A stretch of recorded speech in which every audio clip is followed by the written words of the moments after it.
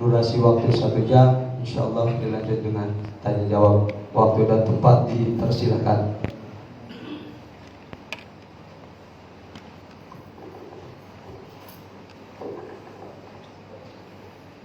Assalamualaikum warahmatullahi wabarakatuh. Bismillahirrahmanirrahim. Alhamdulillahi rabbil alamin. Wa bihi nasta'inu ala umuri dunya waddin. Wassalatu wassalamu ala asyrafil anbiya'i wal mursalin,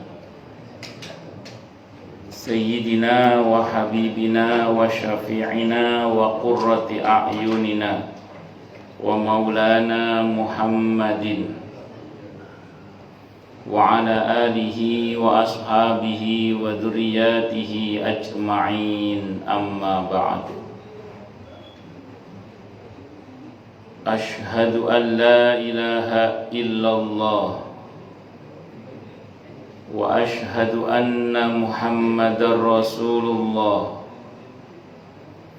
wa ufawwidu amri ilallah. Innallaha basirum bil ibad. Hasbiyallahu la ilaha illa huwa alaihi tawakkaltu wa huwa rabbul arsyil azim.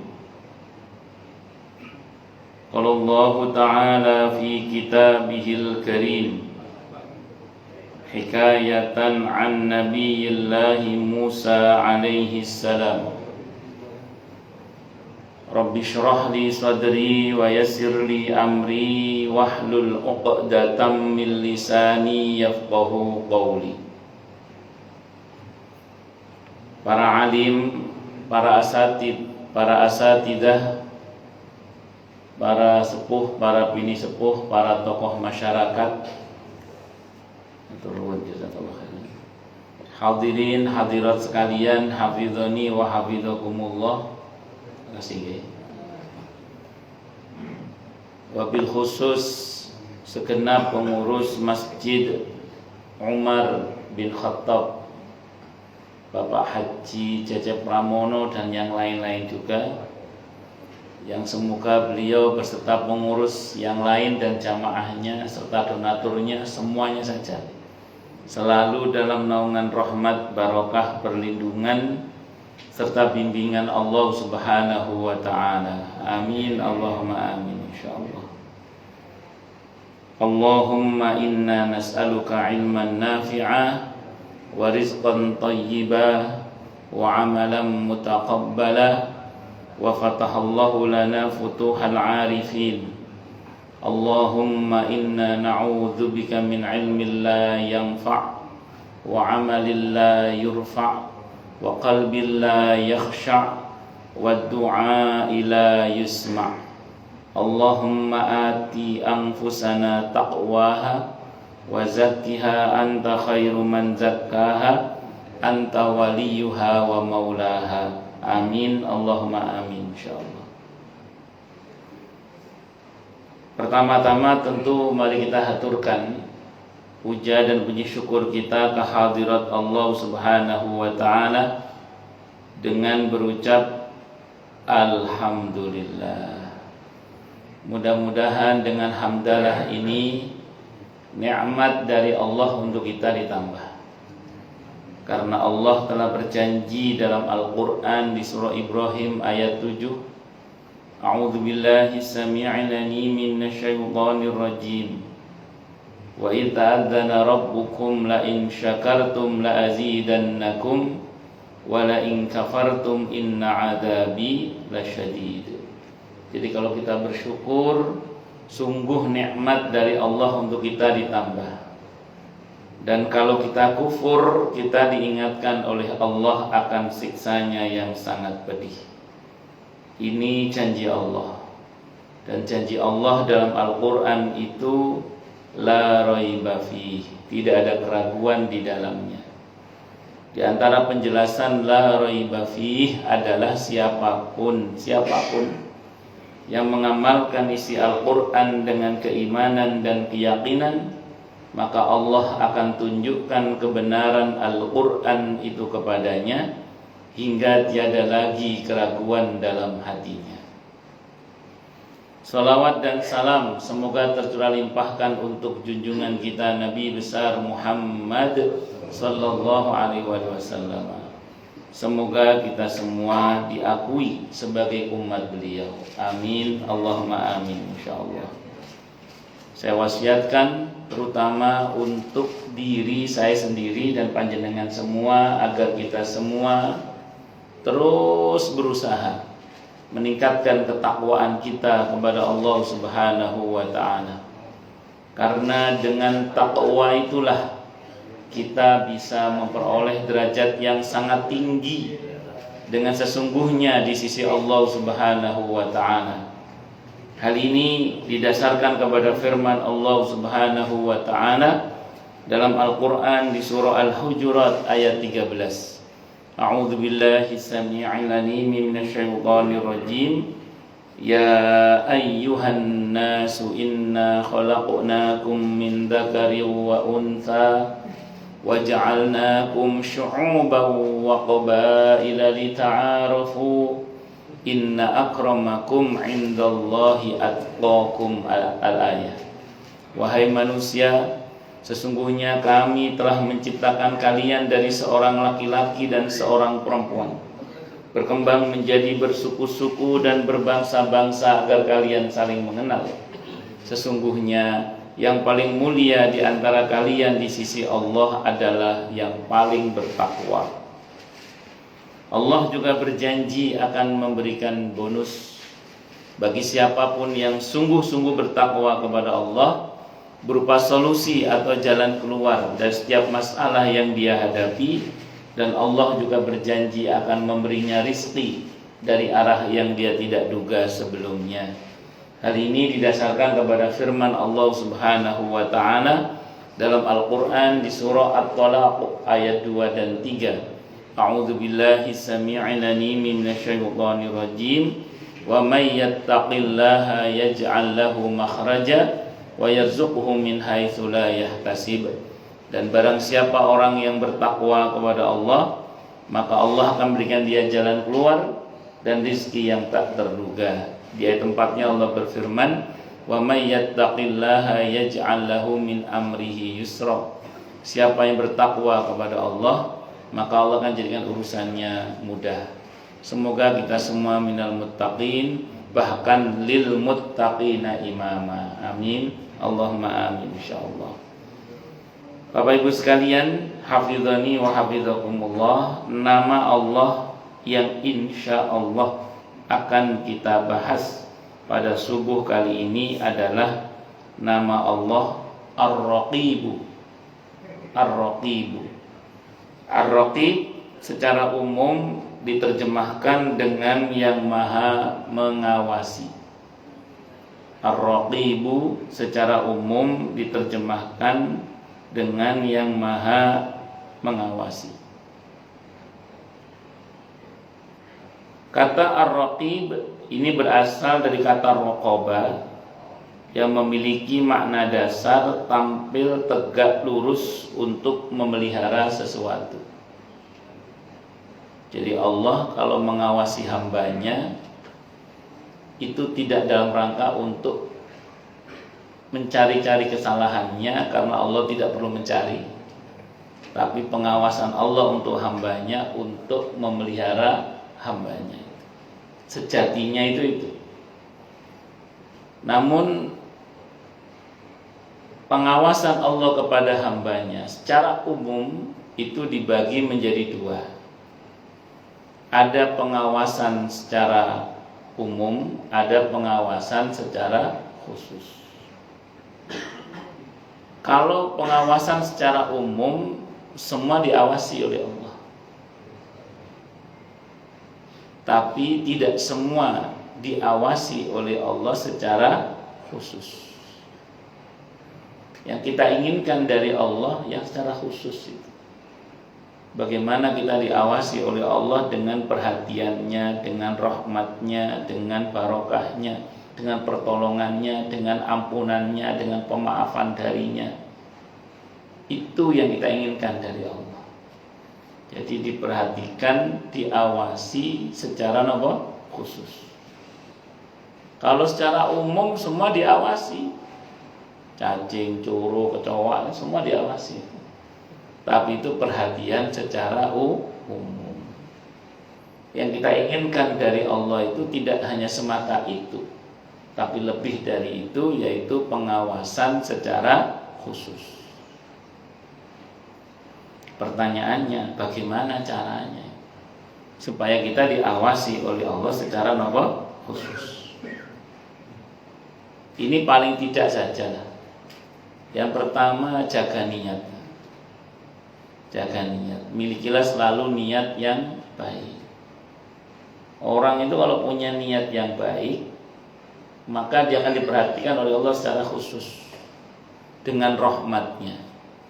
Hadisnya muttafaqun alaih, Bukhari Muslim. Orang baru niat baik saja itu sudah diberi pahala oleh Allah, seperti kebaikan itu telah dikerjakan sekali utuh. Dan pahala itu rahmat Allah. Berarti orang yang punya niat yang baik itu telah mengundang perhatian Allah dengan rahmatnya. Dan itu perhatian Allah secara khusus. Jadi miliki niat yang baik dalam hati selalu. Niat baik yang ada dalam hati kita selalu itu akan mengundang perhatian Allah untuk kita dengan rahmatnya. Itu antara lain. Di samping itu, perbanyak menyebut dan mengingat Allah. Itu juga merupakan bagian dari cara mengundang perhatian Allah secara khusus. Al-Baqarah 152. Fadhkuruni adzkurkum. Ingat dan sebutlah aku, maka aku akan ingat dan sebut kalian. Dalam hadis Bukhari Muslim antara lain, hambaku menyebutku dalam kesendiriannya, aku akan menyebutnya dalam kesendirianku. Hambaku menyebutku di keramaian, maka aku akan menyebutnya di keramaian yang lebih baik daripada keramaian dia yang ada di sisiku. Maka kita ngaji ini dzikir namanya gitu. Kita sedang menyebut dan mengingat Allah secara bersama-sama, rame-rame. Semoga ngaji kita diterima oleh Allah. Amin. Nah, saat ini juga insya Allah dan semoga nama kita sedang disebut-sebut oleh Allah di hadapan hamba-hambanya yang lebih baik daripada kumpulan kita ini. Bisa para nabi, para rasul, para malaikat yang didekatkan kepada Allah, para syuhada, para solihin, para siddiqin dan seterusnya. Makanya orang itu kalau sering ngaji ini insya Allah terkenal di langit insya Allah. Ya, insya Allah. Dalam kitab Hayatus Sahabah itu pernah Nabi itu lagi ngobrol dengan Abi Dzar Al-Ghifari radhiyallahu anhu. Mohon maaf, Nabi lagi ngobrol dengan malaikat Jibril, mohon maaf. Di tengah-tengah ngobrol dengan malaikat Jibril itu tiba-tiba Abi Dzar Al-Ghifari radhiyallahu anhu lewat. Malaikat Jibril bilang sama Nabi itu, Abi Dzar itu ya Rasulullah, kalau dia mengucap salam kepada saya jawab salamnya. Terus kata Nabi, kamu kenal sama dia? Seluruh penduduk langit kenal sama dia ya Rasulullah. Abi Dzar Al-Ghifari radhiyallahu anhu. Seluruh penduduk langit kenal sama dia ya Rasulullah. Karena makanan namanya sering disebut-sebut oleh Allah. Allahu Akbar. Nah, ini namanya mengundang perhatian secara khusus. Bahkan termasuk hal yang sangat Allah sukai adalah ketika seseorang itu bibirnya basah karena banyak berzikir kepada Allah. Jadi bibir basah bukan berarti terus bibirku kok basah ya, tak basah ya. Bukan itu. Maksudnya banyak berzikir kepada Allah maksudnya. Bahkan termasuk kematian yang indah dalam riwayat yang sahih adalah orang yang meninggal pada saat lisannya sedang berzikir kepada Allah. Semoga akhir ucapan kita la ilaha illallah. Amin. Allahumma amin insyaallah. Allahu akbar.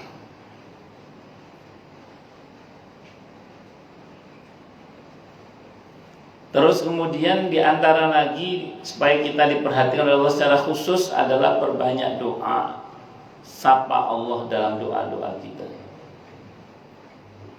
Di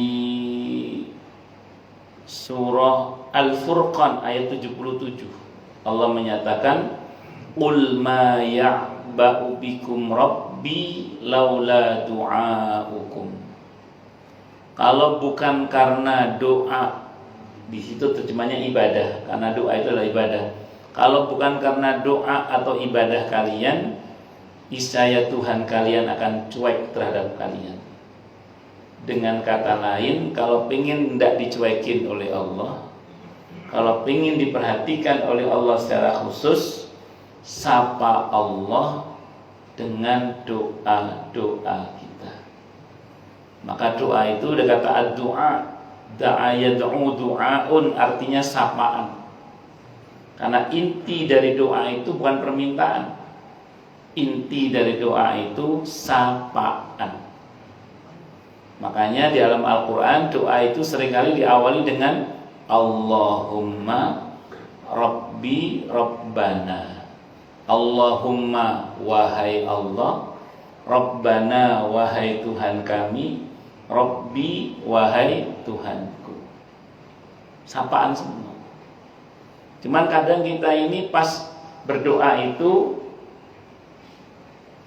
pas nyapanya nggak serius.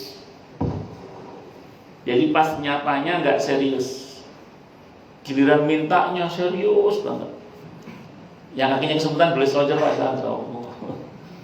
Yang kakinya kesemutan boleh selonjor bebas. Kalau sama saya bebas, monggo silakan. Berdiri lompat-lompat juga boleh. Bebas. Saya lupa ya, saya kasih tahu. Kalau sama saya bebas.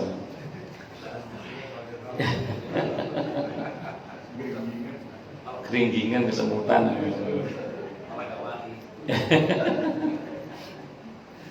Jadi singkat kata singkat cerita, kadang pas nyapanya nggak serius, pas mintanya serius. Pas Allahumma itu lewat gitu aja, Allahumma lewat gitu aja. Pas giliran utang lunas, ya Allah, kayak serius ya Allah. Ya baguslah masih nyapa Allah. Sehingga kalau orang Jawa Timur ngomongnya, gak tahu nyopo jaluk tok. Dan gak pernah nyapa minta melulu. Makanya ketika ada dalam kitab Riyadhus Shalihin bab tentang doa itu, ketika ada anak muda pas berdoa kepada Allah langsung pada pokok persoalan permintaannya, Nabi mengatakan ini buru-buru anak muda ini. Mbok ya Allah itu dipuji-puji dulu, disapa dulu pakai menggunakan al-asmaul husna, bersolawat kepadaku, baru minta. Itu seperti itu.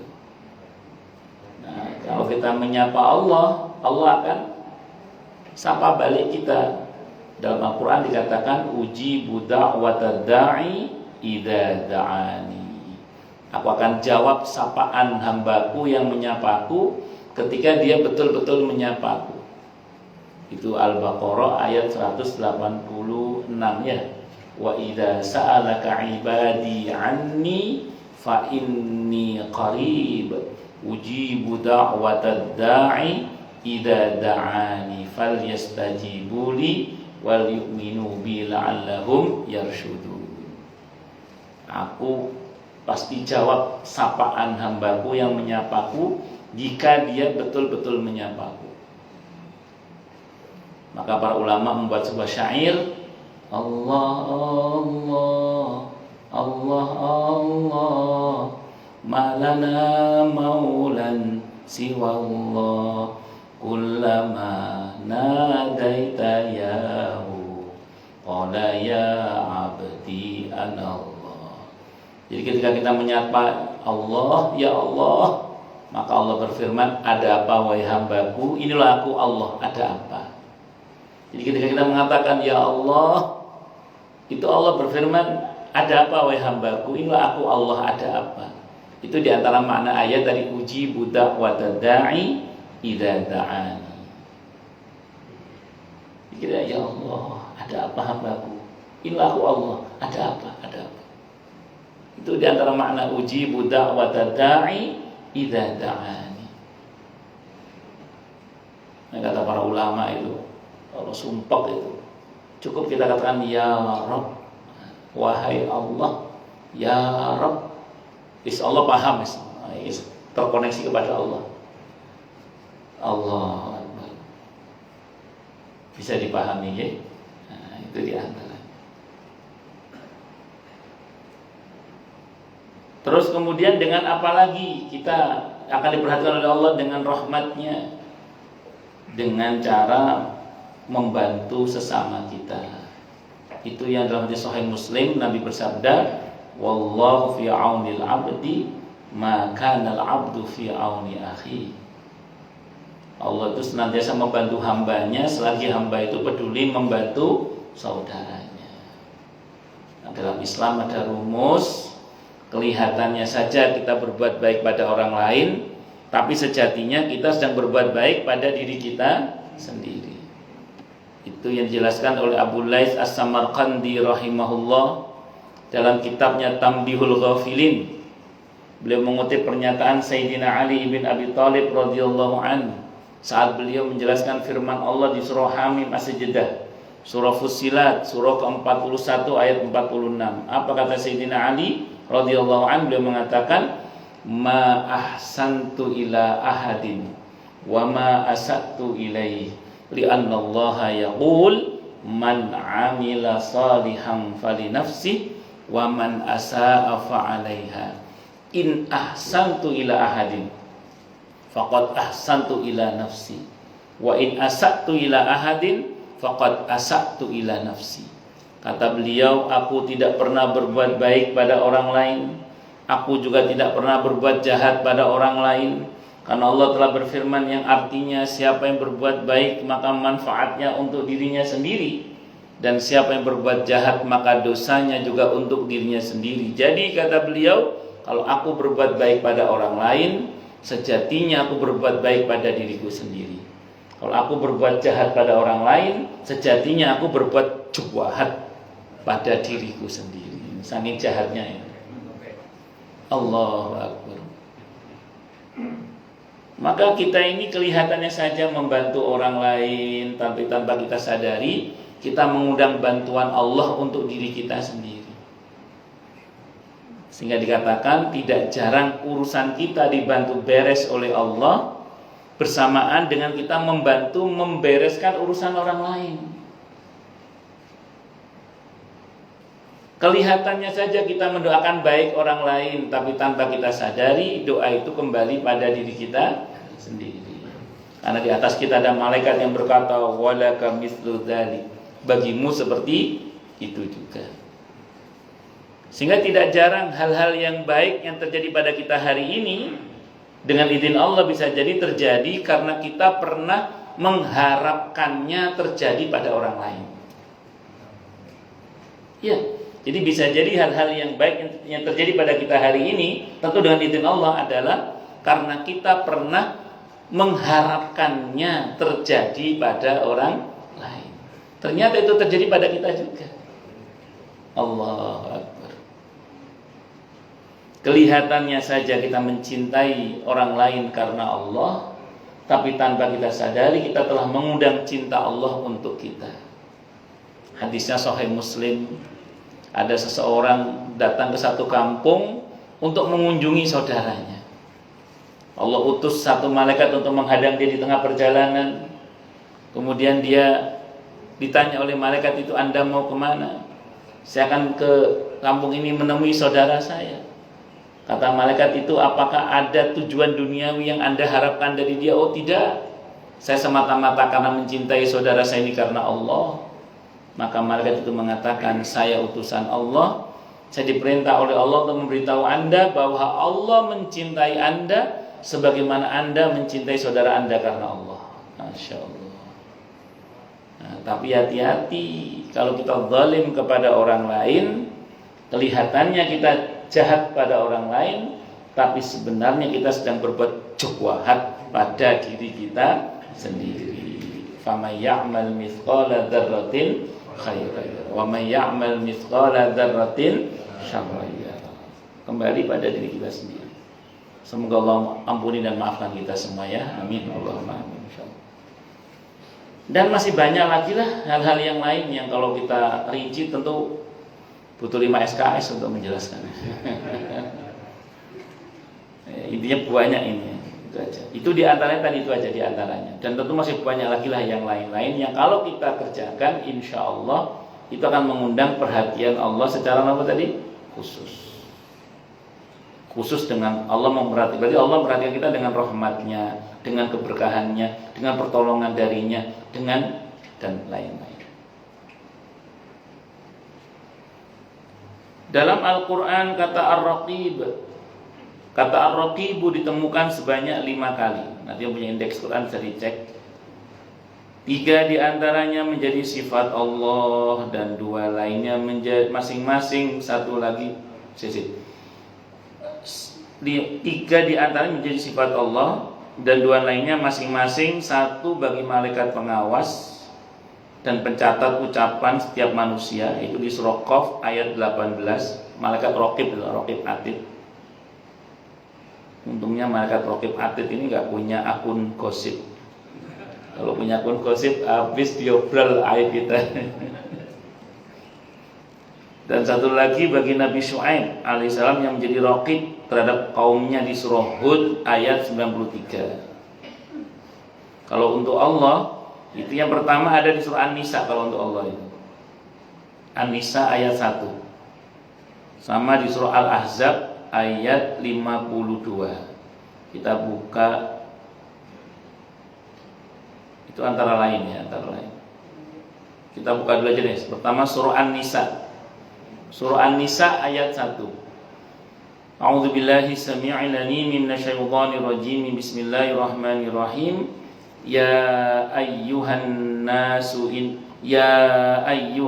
nasu taqu rabbakumul ladzi khalaqakum min nafsin wahidah wa khalaqa minha zawjaha wa batha minhuma rijalan katsiran wa nisaa'a wattaqullaha alladzi tasaaluna bihi wal arham innallaha kana 'alaikum raqiba. Hai sekalian manusia, bertakwalah kepada Tuhanmu Allah yang telah menciptakan kamu dari seorang diri, dan daripadanya Allah menciptakan istrinya atau pasangannya, dan daripada keduanya Allah memperkembangbiakkan laki-laki dan perempuan yang banyak. Dan bertakwalah kepada Allah yang dengan mempergunakan namanya kamu saling meminta satu sama lain, dan peliharalah hubungan silaturahim. Sesungguhnya Allah Maha menjaga dan mengawasi kalian. Raqib di situ Maha mengawasi dan Maha menjaga kalian semua. Konteks ayat ini berkaitan dengan hubungan suami dan istri, orang tua dan anak, atau berkaitan dengan rahim, kekerabatan dalam hal ini. Maka termasuk ibadah yang sangat utama adalah ketika kita berbuat baik pada lingkaran terdekat dengan kita. Kalau kita sebagai anak kepada orang tua kepada anak, suami kepada istri, istri kepada suami, dan karib kerabat kita berlapis levelnya. Yang terdekat itu yang paling utama secara umum. Nah, menariknya dalam ayat ini kata para ulama, perintah takwa dalam satu ayat diulang 2 kali. Dalam Al-Quran perintah takwa diulang 2 kali hanya di 2 tempat. Yang satu ini An-Nisa ayat 1, yang kedua di surah Al-Hasyr ayat 18. Kata para ulama, sependek yang saya baca dalam tafsir Ibnu Katsir diantaranya dikatakan, satu ayat diulang perintah takwa 2 kali menunjukkan isi ayat ini sangat penting, tapi banyak orang yang mengabaikan. Yang pertama tadi tentang suami istri, orang tua dan anak, serta menyambung kekerabatan. Kalau Al-Hasyr tentang waktu. Kalau waktu kan ada dalam hadis Sahih Muslim, ada 2 nikmat yang banyak manusia tertipu, yaitu waktu luang dan sehat. Itu penting, tapi banyak orang yang mengabaikan, termasuk terkait dengan keluarga. Kan kalau ngomong keluarga kan kita hari-hari ketemu. Karena wis biasa ketemu, dianggap berbuat baik pada keluarga itu sebagai hal yang biasa. Padahal berbuat baik pada keluarga itu nilainya luar biasa. Bukan cuma biasa, luar biasa. Orang tua dan anak, anak ke orang tua, karena ketemu tiap hari dianggap seolah-olah hal yang biasa saja. Padahal baktinya seorang anak pada orang tua itu nilainya sangat luar biasa pahalanya. Sebagaimana kalau dia durhaka kepada orang tua, dosanya juga sangat luar biasa. Orang tua berbuat baik kepada anak itu pahalanya juga sangat luar biasa. Sebagaimana kalau orang tua zalim kepada anak, dosanya juga sangat luar biasa. Kadang orang menganggap enteng, padahal nilainya besar di sisi Allah, baik pahala maupun dosanya. Bahasa Al-Qur'annya di surah An-Nur itu apa? Tahsabunahu hayyina wa huwa 'indallahi 'azim. Kalian mengira ini enteng saja, padahal di hadapan Allah nilainya besar sekali. Entah pahalanya, entah dosanya. Nah, ini yang penting kita pahami, karena ada sebagian anak itu bantu sana, bantu sini, nyumbang sana, nyumbang sini. Sementara orang tuanya sendiri miskin, tidak pernah dibantu. Mertuanya sendiri miskin, tidak pernah dibantu. Bantu sana, bantu sini itu utama, tapi kepada orang tua dan mertua itu jauh lebih utama. Daya bantu sana, bantu sini itu utama, tapi kepada orang tua dan mertua itu apa? Jauh lebih utama. Kalau sampai sibuk bantu sana, bantu sini, nyumbang sana, nyumbang sini, sementara orang tua tidak pernah dibantu, mertua nggak pernah dibantu, itu kalau bahasanya Ibnu Jauzi kena talbis iblis, tipu daya iblis. Tipu daya iblis itu diantara bentuknya apa? Kata para ulama, bentuknya adalah dibuat orang itu sibuk dengan yang utama, secara bersamaan dia tinggalkan yang lebih utama. Bantu sana, bantu sini itu utama, tapi kepada orang tua dan mertua itu jauh lebih utama. Sibuk dengan yang utama, dia tinggalkan yang lebih utama. Itu kalau bahasanya orang Jawa nyebut dengan istilah nguber uceng kelangan delek, itu namanya. Tenang Butis, saya terjemahkan Butis. Nguber uceng ngejar ikan kecil, kelangan delek kehilangan ikan yang besar. Itu seperti itu. Bisa dipahami ya? Nah, itu contoh saja itu. Allah. Terus kemudian demikian juga suami ke istri, istri ke suami. Karena wis biasa ketemu, dianggap itu hal yang biasa saja, seolah-olah tidak ada pahalanya. Padahal suami yang berbuat baik kepada istri, istri yang berbakti kepada suami, pahalanya gede banget, besar banget. Allah, gimana tidak Nabi dalam sebuah hadis At-Tirmidzi mengatakan untuk laki-laki, khairukum li ahlikum wa ana khairukum li ahli. Sebaik-baik kalian wahai para suami, yang paling baik sikapnya kepada istrinya, dan aku adalah yang paling baik sikapku kepada istriku dibandingkan dengan kalian. Ahlu di situ keluarga, maknanya istri di antaranya. Ada ulama yang memandangkan istri. Semakin seseorang itu berbuat baik kepada istrinya, semakin dia disebut oleh Nabi sebagai khairukum, yang terbaik. Maka dalam sebuah hadis riwayat Ibnu Asakir, walaupun ini ada yang mendhaifkan riwayatnya, tapi maknanya sahih. Nabi bersabda, kama qala, ma akraman nisa illa karim, wa ma ahanahunna illa laim. Tidaklah memuliakan seorang wanita kecuali laki-laki yang mulia, dan tidaklah menghinakan seorang wanita kecuali laki-laki yang hina. Maka kemuliaan kita Pak para suami ini diantaranya diukur bagaimana sikapnya kepada istrinya, terutama lagi kepada ibunya, karena kita ini anak laki-laki. Tapi tidak boleh juga demi ibu mentelantarkan istri, tidak boleh. Sebagaimana lebih salah lagi demi istri durhaka kepada ibu, lebih salah lagi. Maka dua-duanya harus dimuliakan. Dua-duanya harus dimuliakan. Allahu Akbar. Demikian juga untuk para istri, kalau bahasanya Nabi, suamimu itu surgamu, suamimu itu nerakamu. Jadi suamimu itu jannatuki wa naruki. Surgamu ya nerakamu ya suamimu itu. Kalau bahasa sederhananya, pintu terdekatnya seorang istri untuk masuk surga, suami. Pintu terdekatnya istri masuk neraka, suami. Monggo dipilih. Dan itu hari-hari kita ketemu itu. Kadang sebagian orang itu ngerasa berpahala itu kalau nyumbang masjid, nyumbang majelis taklim, nyumbang anak yatim, fuqara, masakin, dan itu betul memang berpahala. Tapi celakanya kadang ada orang beranggapan bahwa ngasih uang istri itu nggak ada pahalanya. Nah ini salah. Wow. Padahal ngasih uang istri itu pahalanya gede, besar itu pahalanya. Jangan salah. Allah, ibu senang ini. Nah ini penting saya sampaikan, bukan apa-apa, supaya sadar gitu aja. Tapi orang sini sadar semua, tenang aja. Allahu Akbar. Nah demikian juga kalau istri mau berbaik hati pada suami, ngasih uang suami, pahalanya juga gede juga, sama, jangan salah. Pokoknya jangan salah beranggapan bahwa seolah-olah kalau ke suami ke istri kayak nggak ada pahalanya gitu loh. Padahal kepada suami kepada istri itu pahalanya apa tadi? Gede, besar dalam hal ini. Allahu Akbar. Nah ini sebagian orang kadang tidak memperhatikan karenanya ayatnya diulang perintah takwa 2 kali. Karena ini perkara yang sangat penting, tapi banyak orang yang mengabaikan. Allahu Akbar. Termasuk nanti berkaitan dengan rahim, kekerabatan dengan kita. Maka berbuat baik pada karib kerabat kita bagian dari hal yang sangat diutamakan dalam hal ini.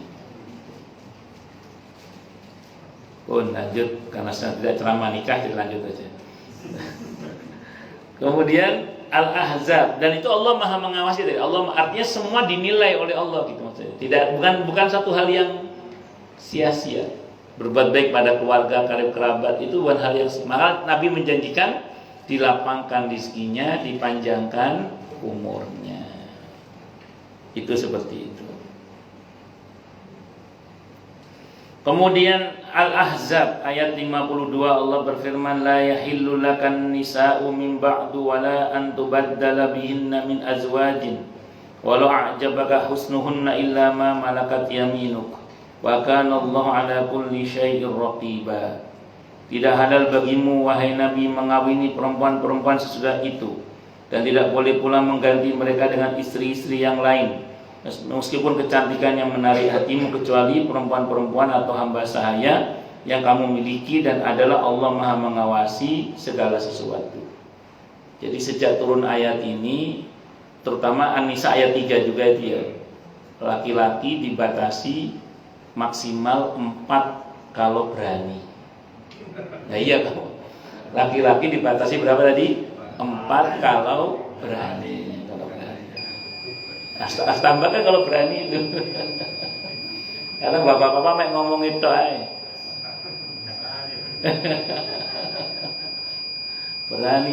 Berani mengambil madu di sarang lebah, tapi tidak berani membawa pulang madunya, itu laki-laki. Lanjut. Singkat, tidak saya mau ulang. Ini jadi kemana-mana di Ibu Ani. Kalau bahas ini Ibu agak kemurungsung biasanya. Saya ulang lagi ya. Jadi ini dibatasi. Sejak itu pula Nabi dibatasi tidak boleh lagi menikah dalam hal ini kecuali dengan budak yang memang ada untuk beliau saat itu. Nah, itu pembatasan. Sebelumnya pernikahan itu tidak dibatasi jumlahnya. Nah, untuk para sahabat yang lebih dari 4 disuruh menceraikan. Khusus Nabi tidak boleh diceraikan. Kenapa? Karena jandanya Nabi tidak bisa dinikahi oleh yang lain. Dan lagi pula nggak akan mau janda Nabi nikah sama yang lain. Bojone jaminan mutu kok. Kalau sih nggak jelas. Nah, Tapi kalau jandanya ustadz, jandanya kiai boleh dinikahi, tidak apa-apa. Kalau jandanya nabi tidak boleh. Kalau jandanya ustadz, jandanya kiai tidak apa-apa. Nah, singkat kata, singkat cerita, akhirnya itulah pembatasan dalam Islam ya. Dari yang sebelumnya tidak dibatasi, Islam datang untuk membatasi. Jadi tidak boleh lebih dari itu. Dan Allah Maha tahu, Allah Maha mengawasi hamba-hambanya dalam hal ini. Al-Qurtubi rahimahullah menyatakan Ar-Raqib adalah dia yang mengawasi atau yang menyaksikan atau yang mengamati makhluknya dari saat ke saat. Pengawasan Allah ini tidak bertujuan mencari kesalahan, karena Allah nggak mungkin, Allah maha tahu, nggak mungkin Allah mengawasi hanya untuk mencari itu. Bahkan sebaliknya, yaitu dalam rangka pemeliharaan demi kebaikan yang diawasi, sejalan dengan makna kebahasaan yang dikemukakan. Bukti niat baik langsung diberi pahala. Buktinya niat baik langsung diberi pahala, sebaliknya niat jahat tidak langsung diberi dosa. Jadi kalau kita punya niat baik langsung diberi pahala, tapi kalau punya niat jahat tidak langsung diberi dosa. Saya kira ini yang bisa saya sampaikan, semoga bermanfaat. Silakan yang mau tanya, protes, marah, boleh silakan. Saya kalau kuliah subuh kelamaan takut ada yang mau senam itu loh. Silakan Bapak Ibu yang mau bertanya. Monggo silakan ya. Tanya, protes, marah boleh. Masalah itu masalah yang lain boleh, monggo silakan. Kalau ada.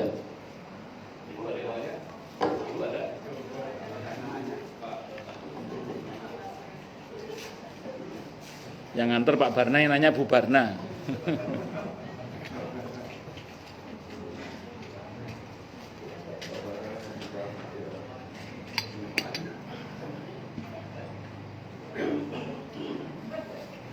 Oh, nggak ada yang nanya?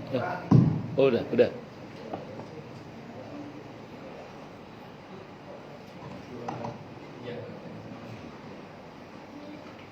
Bismillahirrahmanirrahim. Assalamualaikum warahmatullahi wabarakatuh. Waalaikumsalam warahmatullahi wabarakatuh, Bu Rita. Apa kabar Pak Ustaz? Baik Bu, alhamdulillah, masya Allah, barakallahu fiyya, barakallahu fina, barakallahu fikum. Nggih Bu.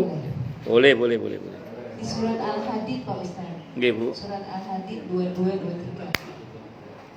Yang saya tanyakan Pak Ustaz, apa bedanya musibah, azab, sama ujian?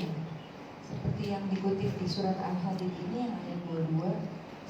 Bismillahirrahmanirrahim. Setiap bencana yang menimpa di bumi dan yang menimpa dirimu sendiri, semuanya telah tertulis dalam kitab Lauh Mahfuz. Iya.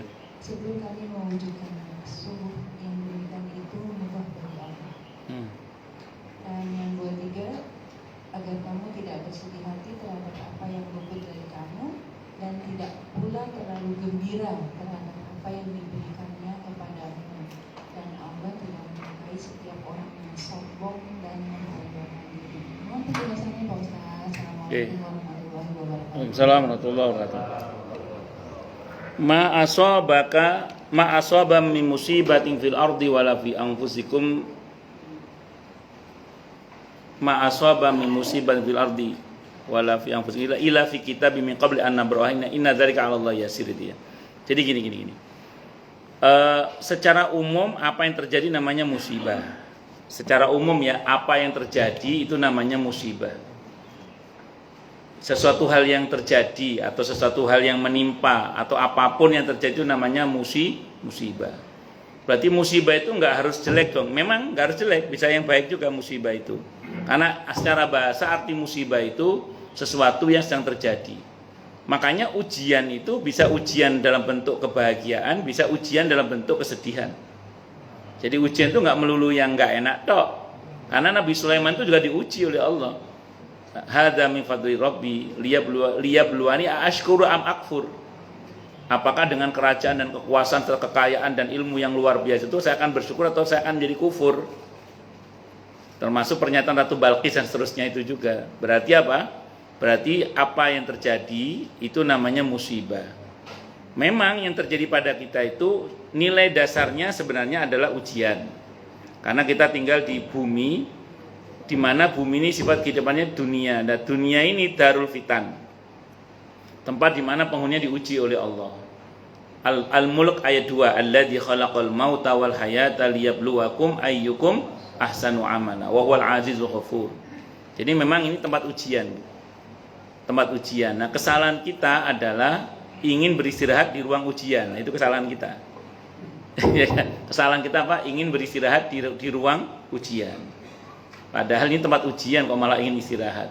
Makanya dalam Islam itu kita bukan tidak boleh istirahat, tapi boleh beristirahat secukupnya, bukan sepuasnya itu. Karena ini medan juang, medan ujian ini. Makanya kita jangan beristirahat di bumi ini atau di dunia ini sepuasnya, jangan. Istirahat itu secukupnya. Nah, itu satu dulu. Nah, namun memang kemudian ada informasi kalau kita kaitkan dengan ayat-ayat yang lain, ternyata nggak cuma ujian isinya di dunia ini. Ternyata ada juga namanya peringatan. Bedanya di mana? Kalau ujian itu terukur. Sementara kalau kita bicara peringatan itu udah nggak diukur lagi. Saya mau coba berangkat dari beberapa ayat ya. Pertama kita ngomong ujian dulu. Ujian itu ayatnya seringkali yang dipakai adalah surah Al-Baqarah ayat 155 itu. Kata Allah, walanabluwannakum. Sungguh kami akan menguji kalian.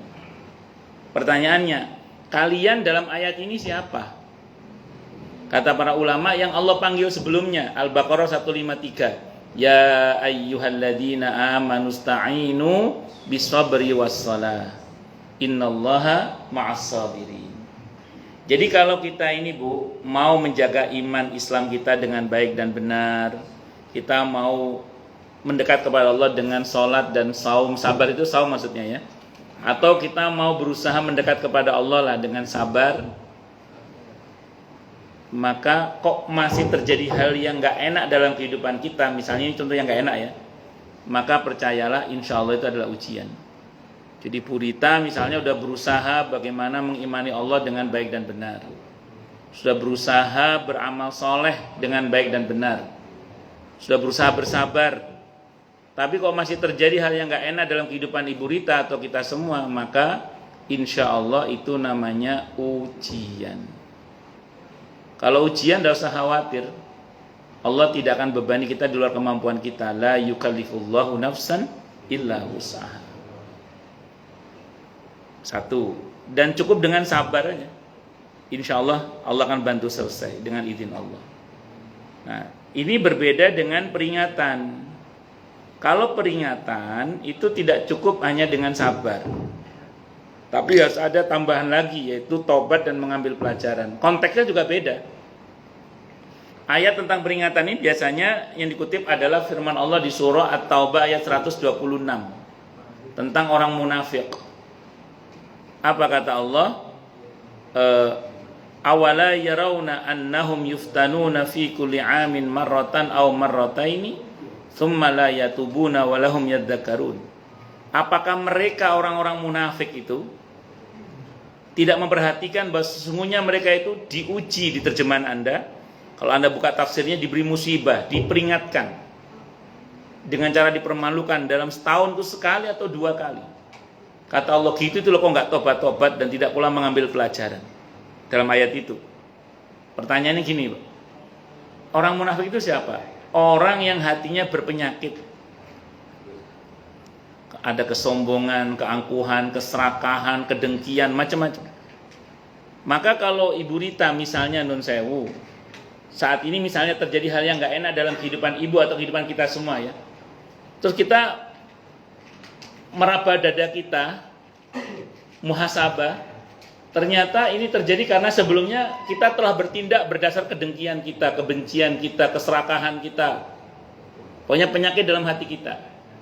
Maka jangan GR itu ujian, bisa jadi itu adalah peringatan. Kalau peringatan itu bisa berkali-kali, bahkan dalam setahun itu bisa berkali-kali, siklusnya semakin memberat biasanya. Kata Allah, summa la yatubuna, gitu itu kok nggak tobat-tobat dan tidak pula mengambil pelajaran. Jadi dengan sabar saja nggak cukup, harus bertobat dan mengambil pelajaran. Ini yang pernah saya sampaikan, mungkin ada seseorang yang merasa diuji aja oleh Allah sehingga dia bilang, iya lagi diuji ini saya harus sabar. Padahal kalau dia mau muhasabah diri, ternyata yang terjadi pada dia bukan ujian tapi peringatan. Yang itu tidak cukup hanya dengan taubat. Tidak cukup hanya dengan sabar, tapi harus taubat dan mengambil pelajaran. Dari mana kita tahunya Ustadz? Monggo meraba diri kita masing-masing. Kira-kira yang terjadi ini karena sebelumnya kita berbuat apa? Kalau kita sebelumnya sudah berusaha benar, tapi kok masih terjadi juga yang nggak benar, insya Allah itu ujian. Tapi kalau memang sebelumnya kita telah balelo, ya ojo kaget, itu bisa jadi peringatan. Nah, kalau adab itu ciri khasnya menghabiskan dan berdampak ke kanan kiri, depan belakang, atas bawah. Yang pertama surah Fatir ayat 45. Lau yu'akhidullahu an-nasa bima kasabu ma taraka 'ala dhahriha min dabbah walaki yu'akhiruhum ila ajalin musamma. Kalau Allah berkehendak mengadab manusia dikarenakan apa yang mereka buat, maka tidak akan tersisa satu binatang melata pun di muka bumi ini. Nah, menghabiskan, habis karir politiknya, habis apa dintek ya apa boys. Dihabisin semua. Kalau nggak tobat ya wassalam gitu aja. Nah, terus berdampak kanan kiri depan belakang atas bawah kena semua. Al-Anfal ayat 25, wattaqu fitnatan la tusibanna alladziina dzalamu minkum khassah. Enggak cuma yang zalim kanan kiri depan belakang atas bawah kena dampaknya semua. Dan tidak jarang adab itu didahului dengan istidraj. Semakin durhaka semakin berhasil. Al-An'am ayat 44. Falamma nasu ma dzukkiru bih fatahna 'alaihim abwaaba kulli syai' hatta idza farihu bima utu akhadnahum baghtatan fa idahum mublisun. Maka ketika mereka mulai melupakan peringatan yang Allah berikan kepada mereka, diingetin dablek, wis terus dablek kata Allah, ya tak buka pintu-pintu kebaikan dunia untukmu, tambah durhaka tambah sukses. Tapi hingga ketika mencapai puncak kebahagiaannya dalam kedurhakaan itu, Allah siksa dia secara tiba-tiba. Seketika itu dia merasa kaget dan berputus asa. Nah, makanya Bu Rita, kalau kita ingin tahu yang terjadi pada kita itu ujian atau peringatan atau adab, kita harus berani mengkoreksi diri kita sendiri. Kira-kira sebelumnya saya berbuat apa? Saya ulang, kalau Ibu Rita, kita semua sudah berusaha menjaga niat dengan baik dan benar, berusaha bersikap dengan baik dan benar, sudah berhati-hati, kok masih terjadi hal yang gak enak, insya Allah itu ujian. Cukup sabar, selesai insya Allah. Tapi kalau kita jujur dalam hati, sebelumnya kita telah berbuat sesuatu yang gak benar, karena dasar hati kita yang berpenyakit, apakah ada keserakahan, kedengkian, kebencian, kesombongan, dan macam-macam, maka patut kita waspada, jangan-jangan itu adalah peringatan. Kalau peringatan nggak cukup hanya dengan sabar, tapi harus taubat dan mengambil pelajaran. Dan yang terakhir adab, kalau adab ini nggak ada pilihan lain, harus segera. Jangan sampai terlambat seperti Fir'aun, harus segera taubat. Jangan sampai terlambat seperti Qarun, seperti Haman, dan lain-lain. Saya kira itu berita nggih, wallahu a'lam bishawab. Baik, kita tutup nggih. Asyhadu an la ilaha illallah wa asyhadu anna Muhammadar Rasulullah. Allahumma shalli wa sallim wa barik ala sayyidina maulana Muhammadin wa ala alihi wa ashabihi wa dzurriyyatihi ajmain walhamdulillahi rabbil alamin.